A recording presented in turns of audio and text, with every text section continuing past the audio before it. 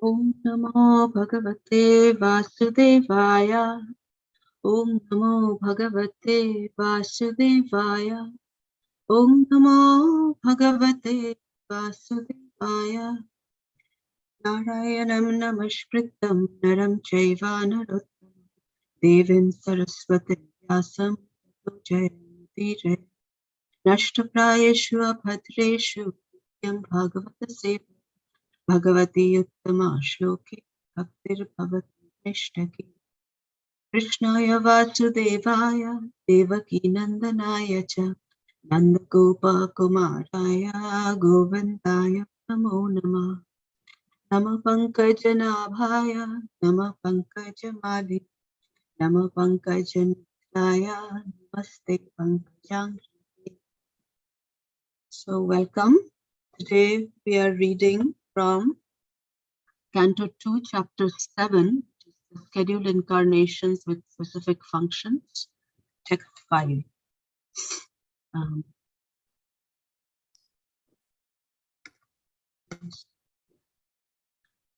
Esham Saesha Bhagavan Dayayadhanantaha Sarvatmana Shrita Pada Padoyadi Nirvayalekam Vedushtaram Matitaranti Cha Devamayam Naisham Mamaham Swashrigala Pakshe. Word for word. Yesham, unto those only. Saha, the Lord. Eshaha, the Bhagavan, the personality of Godhead. Dayayat, does bestow his mercy. Anantaha, the unlimited potency. Sarva Atman, by all means without reservations. Ashrita Pada, surrendered soul. Yadi, if such surrender. Nirvyalikam, without pretension. They, those only. Dushtaram, insurmountable. Atitaranti, can overcome. Cha, the paraphernalia. Devamayam, diverse energies of the Lord. Na, not. Esham, of them. Mama, mine. Aham, myself. Iti, thus. He, conscious. Sva, dogs. Shrigala, jackals. Bhakshe, matter of eating. Translation and purport by His Divine Grace Prabhupada. But anyone who is specifically favored by the Supreme Lord, the personality of Godhead, due to unalloyed surrender unto the service of the Lord, can overcome the insurmountable ocean of illusion and can understand the Lord. But those who are attached to this body, which is meant to be eaten at the end by dogs and jackals, cannot do so. Purport. The unalloyed devotees of the Lord know the glories of the Lord in the sense that they can understand how great the Lord is and how great is his expansion of diverse energy. Those who are attached to the perishable body can hardly enter into the realm of the science of God. The whole materialistic world, based on the conception of the material body as the self, is ignorant of the science of God. The materialist is always busy working for the welfare of the material body, not only for his own, but also those of his children, kinsmen, community men, countrymen, etc. The materialists have many branches of philanthropic and altruistic activities from a political, national, and international angle. But none of the field work can go beyond the jurisdiction of the misconception of identifying the material body, the spirit soul. Unless, therefore, one is saved from the wrong conception of the body and the soul, there is no knowledge of Godhead. And unless there is knowledge of God, all advancement of material civilization, however dazzling, should be considered failure.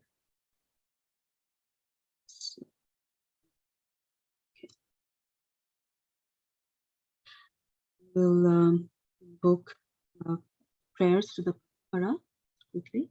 Om Jnanatimirandhasya Jnananjana Shalakaya Chakshurmilitam Yena Tasmai Shri Gurave Namah Shri Chaitanya Manobhishtam Sthapitam Yena Bhutale Swayam Rupa Kadamahyam Dadati Swapadantikam Vandeham Shri Guru Shri Uttapada Kamalam Shri Gurun Vaishnavamsya Shri Rupam Sagrajatam Sahagana Raghunatam Tam Sajeev Sadvaitam Savadutam Parijana Sahitam Krishna Chaitanya Devam Shri Radha Krishna Padan Parijana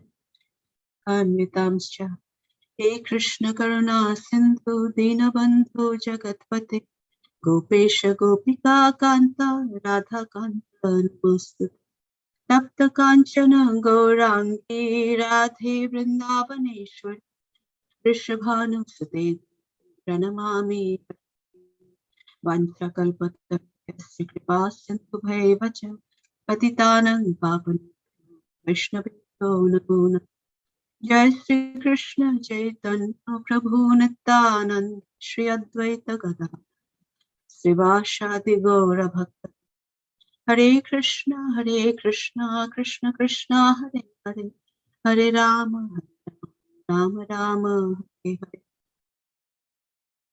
Welcome, dear devotees, to this morning's Bhagavatam discussion.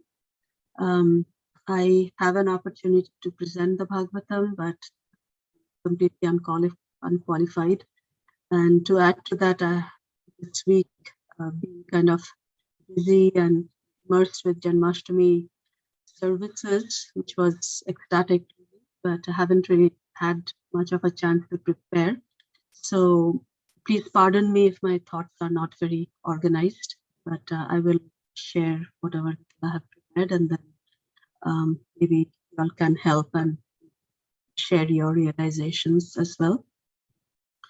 I ardently seek the blessings of my Guru Maharaj and all the assembled devotees here, so I may speak something of some value.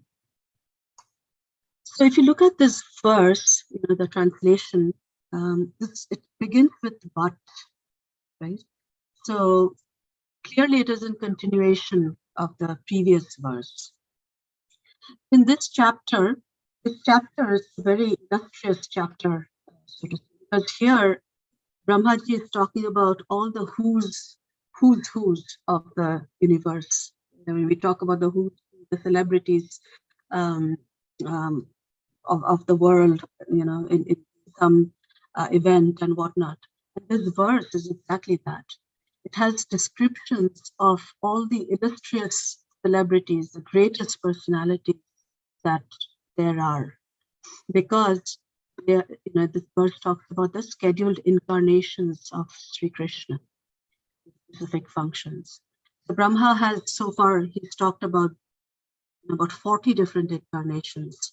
Out of course, the 40 is just a subset of unlimited incarnations of Krishna. So he's talked about the Kumaras, who's the knowledge incarnation, of Varahadev, who raised the earth from the bottom of the ocean, his tusk. One can just imagine how large his dimensions are, how large he is.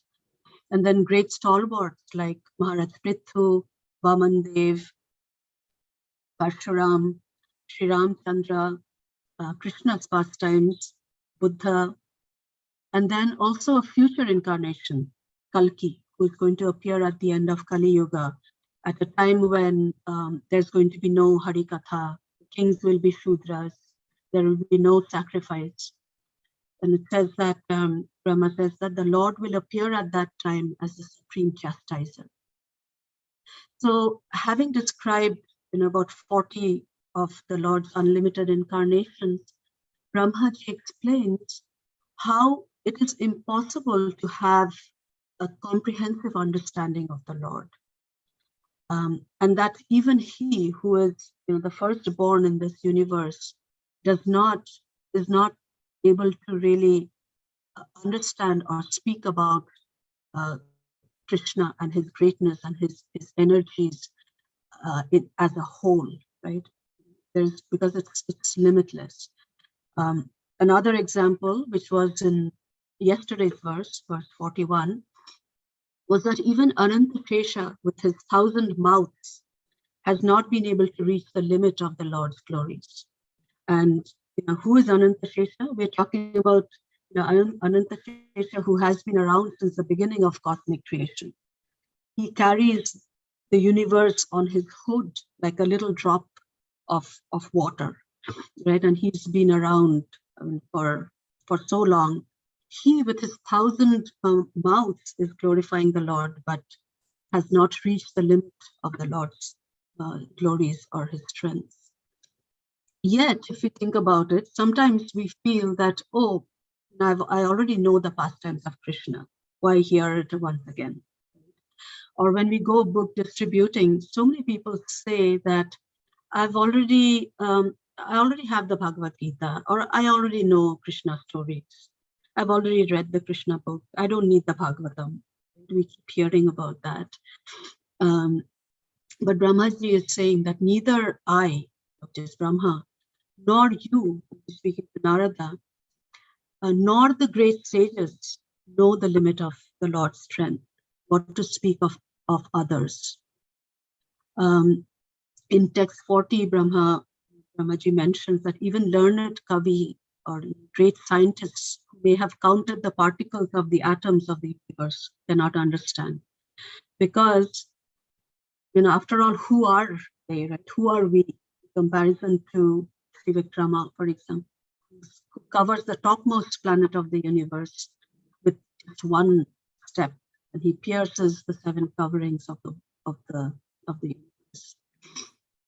So, so with that background, coming to this verse, and actually the next few verses, which is part of a section.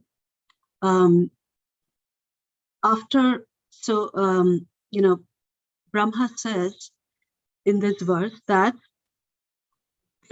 there is a category of beings that can understand the Supreme Personality of Godhead.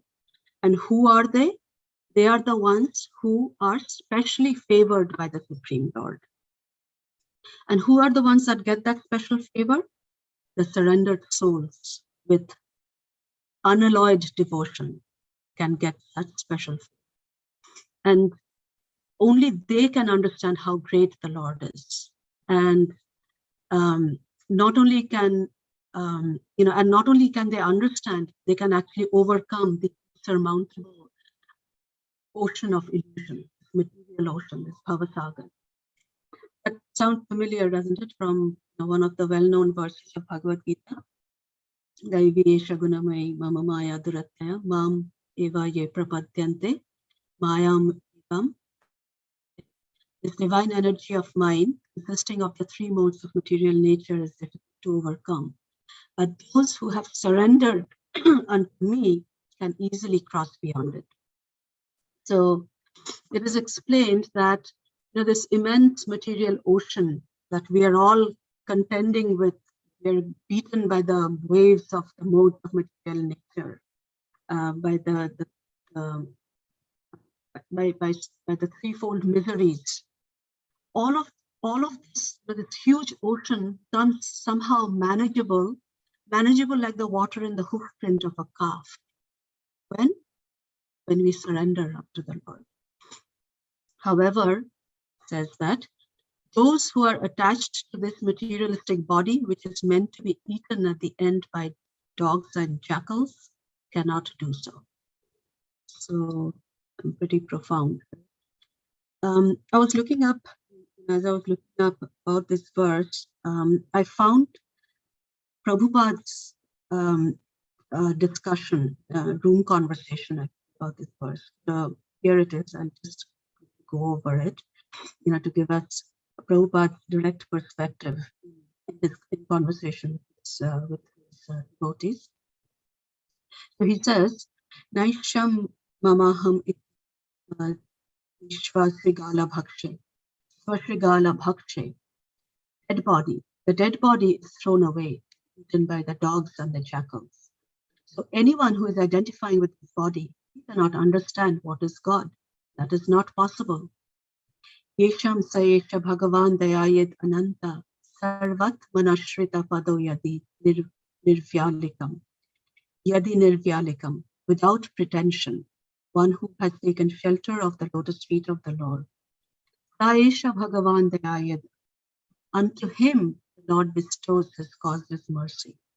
And such persons, they, Visharam Atitaranti Chadeva Mayam, they can cross over the ocean of nations. But it is not possible for the person who has accepted his body as self. Mamaham iti Vishta Srigala Bhakshe. So once again, the unalloyed devotees of the Lord who know, really get that favor of the Lord. So if we talk about bodily concept and, some very strong words, right, about the body being eaten by jackals and dogs, and that's true. I mean, once we die, what value is there? Either we are, burned, we become ashes, or in some traditions they are left to the vultures and the dogs to devour them, and we hear, I mean, the body gets devoured and becomes stool, or if buried, gets eaten up by worms and bugs. And so when we think about, so we understand that the bodily concept is not the right consciousness or the right concept to have. And we know that this is a very foundational fact, that we are not the body but the soul. And it's kind of one of the first things that we learn when we come to Krishna consciousness. However, internalizing that does not seem to be so easy, at least for me. I find it really difficult to do that, because maybe in a way, the world is hinged around the bodily concept, right? And we've grown up with that's what we have learned in school. All our relationships, our aspirations, our successes, everything hinges around the bodily concept, our pride. And even in our attempts at devotional service, even a little advancement, even in devotional service, brings pride. It seems like it's so attached to that bodily concept. Although, even, for example, for Janmashtami, some of the services, while it all starts out for me with sankalpa to please the Lord, but along the way, it seems to become, a lot about doing well, so you get the appreciation, the acknowledgement, and you start enjoying the acknowledgement. In spite of knowing that, it is all really completely dependent on factors beyond my control. So then, it is the thought that comes to mind is, how much am I really doing to please the Lord, right? And how much is it to feed my false ego? And am I really able to separate myself from the bodily from fruitive activities? I know that I should be focusing on my spiritual identity, but I mean, how do I do that, right? How to actively detach from the fruitive activities or even jnana? As I was pondering on that last night in our Bhagavatam reading, and we actually had a gap of about a week because everybody was busy services. We actually, I mean, it's like the Bhagavatam reciprocated in a way. We came upon this section which is talking exactly about that, about surrendering and overcoming this bodily concept. And it's not new, but the timing of it and the reciprocation from the Bhagavatam is so profound. So this whole section is from Canto 4, Chapter 22, and starts around, the section we started was around verse 38 or so, but I'll read 39, which kind of seems to address this very directly. So I'll read the translation. The devotees who are always engaged in the service of the toes of the feet of the Lord can very easily overcome hard-knotted desires for creative activities. Because this is very difficult, the non-devotees, jnanis and yogis, although trying to stop the waves of sense gratification, cannot do so. Therefore, you are advised to engage in the devotional service of Krishna, the son of Vasudeva. And this is actually one of the Kumaras talking to Maharaj Pritha. So a little bit of the purport along with. There are three kinds of transcendentalists trying to overcome the influence of the modes of material nature: jnanis, yogis, and all of them attempt to overcome the influence of the senses, which is compared to the incessant waves of a river. The waves of a river flow incessantly, and it is very difficult to stop them.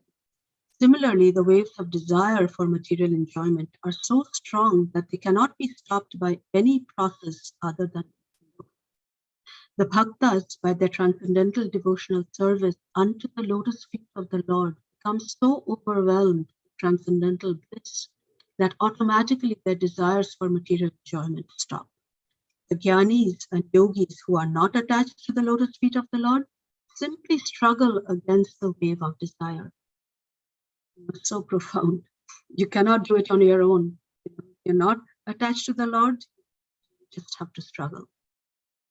They are described in this verse as rikta mataya, which means devoid of devotional service. In other words, the jnanis and yogis, although trying to be free from the desires of material activities, actually become more and more entangled in false philosophical speculation or strenuous attempts to stop the activities of the senses. So that's, to me, it was like, wow. This is why, the book Bhagavatam and the devotee Bhagavatam, the group that I lead with Sandhya Mathaji and others, so important in our lives. So, the whole entanglement with karma kanda and jnana kanda, and trying to kind of do it on our own merit, is so useless. Narottam Das Thakur, in fact, says karma kanda, jnana kanda, kevali bishara bhanda. Those who have taken to karma kanda and jnana kanda have simply eaten from poisoned pots and are condemned to remain in material existence, life after life, until they take shelter of the lotus feet of Krishna. So really, keep being reminded that that's the only way to take shelter. So one other thing that I wanted to share was that Chaitanya Mahaprabhu himself has actually quoted this verse, and it is documented in Chaitanya Charitamrita. And I'll try to kind of give a quick summary. It is, while it's documented in Chaitanya Charitamrita, I think the teachings of Lord Chaitanya can give a summarized version of it. This was when Chaitanya Mahaprabhu was interacting with Sarvabhauma Bhattacharya. And we know that Sarvabhauma Bhattacharya was a great scholar, the high priest in the royal kingdom of Orissa, Puri. And he was very proud of his scholarship. And when Mahaprabhu was in Puri, and he had many followers. Everybody saw that he was the Supreme Lord. Chaitanya Mahaprabhu was the Supreme Lord. But Sarvabhauma Bhattacharya, for a long time, Sarvabhauma Bhattacharya, he had his own following and disciples, and he was not really willing to submit to the Lord. And there were many interactions, and in fact, his brother-in-law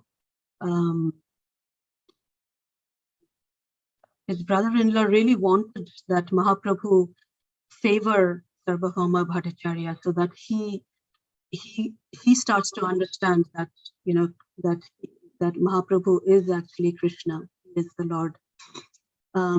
So in one instance, Mahaprabhu asks Sarvabhauma Bhattacharya to explain the Atmarama verse, and the Bhattacharya does that in 9 different ways. But Mahaprabhu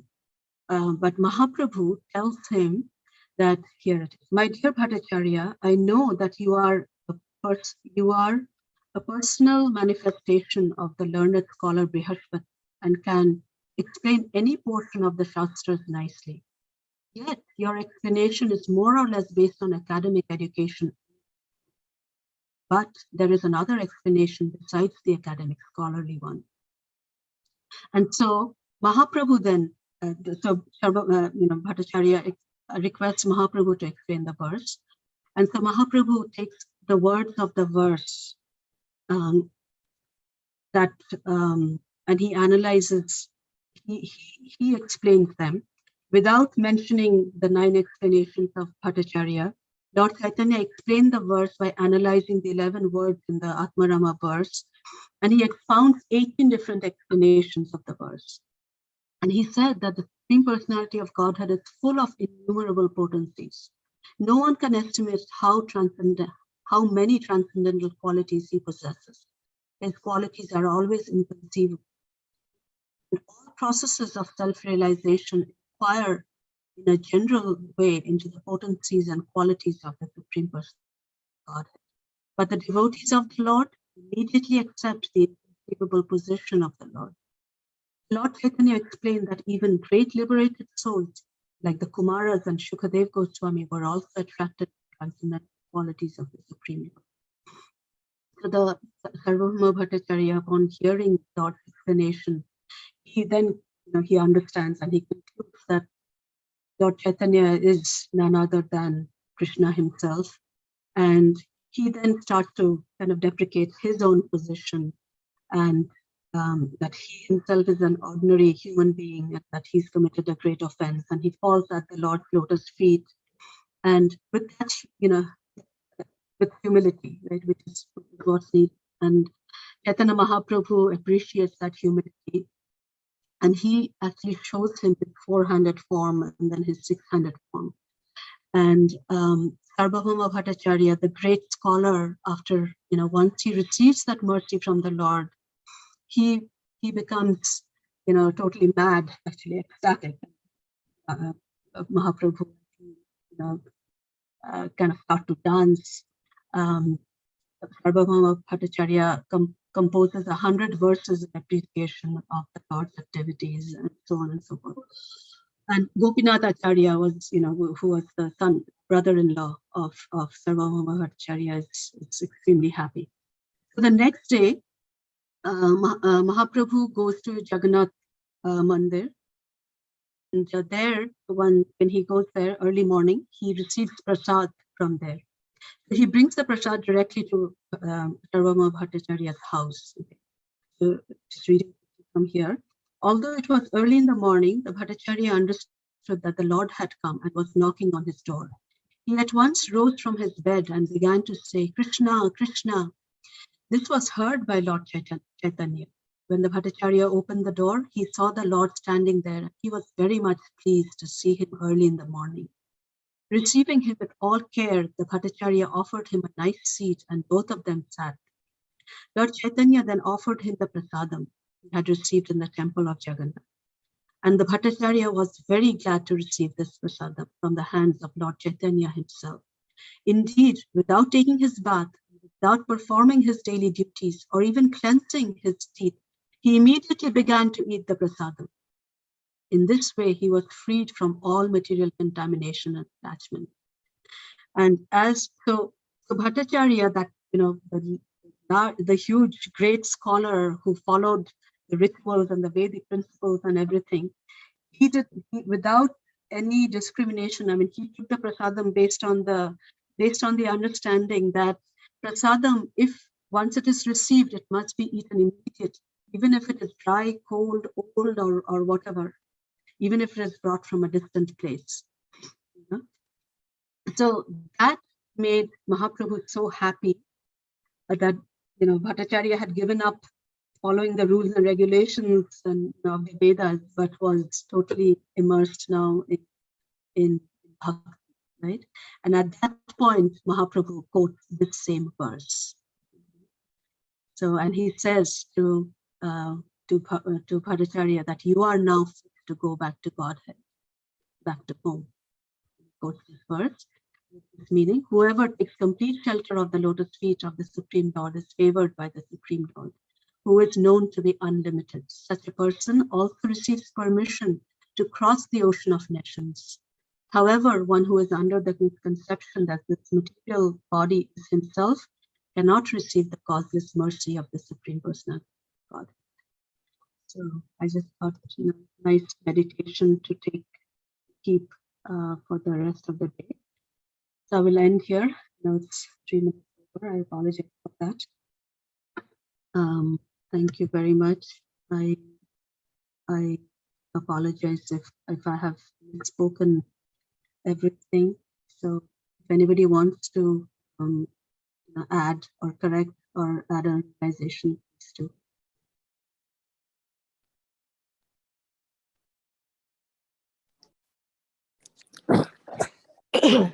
Hare, excuse me. Hare Krishna Cintamani Mataji, please accept my humble obeisances. All glories to Guru Maharaj and Srila Prabhupada. You said you did not get time to prepare, but I am in awe of your class and I want to listen to it again actually. And it's so wonderful. Thank you so very much. Hare Krishna. Mataji, I think our words, our reading yesterday really helped. Yes, you immediately saw the connection and brought it in. That is wonderful. And even this discussion on Chaitanya Charitamrita, that's so wonderful. Thank you so much. Hare Krishna. Hare Krishna.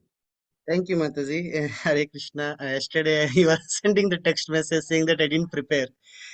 See how Krishna reciprocated with you. Thank you so much, Mathaji. It was nice. Yeah, it was so nice class. It was exactly similar verse, right? What you are reading the other one. Yeah, it is the same verse. Hare Krishna, Mataji. Thank you for the wonderful class. Mataji, can I ask a doubt that we are touch basing on talking about karma kanta and karma kanta without surrender? How do we understand what is the real purpose of karma kanta, and how does the transformations happen from karma kanta to bhakti? Because there is a saying that ritualism leads to spiritualism. Will you be in a position to show some light on that, Mataji? I can say what's coming to my mind, Prabhu. I'm really very unqualified. So what comes to my mind, and this is something that I've heard from Guru Maharaj a lot as well, is that with karma kanda and the activities that we carry out in our day-to-day lives, which we also have to do with sincerity, because we have responsibility towards the living beings around us. Okay. Is to introduce bhakti, right? Introduce Krishna at the center of everything that we do. And the way Maharaj explains it is, as we introduce bhakti, as we introduce Krishna to our lives, it's kind of, I kind of see it as we introduce Krishna in a small way, and as that grows, our karma kanda and the desire for the fruition, right, the results, kind of reduce as bhakti increases. It's kind of like a picture where you kind of see bhakti small in the beginning, karma kanda and all our activities large, but as we go, this reduces and that increases. So that's what's coming to my mind. Yeah, thank you, Mataji. I think that makes sense. So that karma kanda acts as like catalyst, and you do mechanically, but the intent behind the action, what you do, is that will be revealed after some point of time. So and then it takes over, and then I mean that's what the acharyas say. I mean, I'm not there yet, of course, but that then you stop even aspiring or desiring that those materialistic result and fruition. So, thank you, Mataji. Hare Krishna. Hare Krishna. So we are 7 minutes over. I will stop here. Grantharaj Srimad Bhagavatam ki jai. Srila Prabhupada ki jai. Nitai Gaur Premanand Hari Hari. Panchakalpatyas Kripas Dhanat Krishna. Thank you.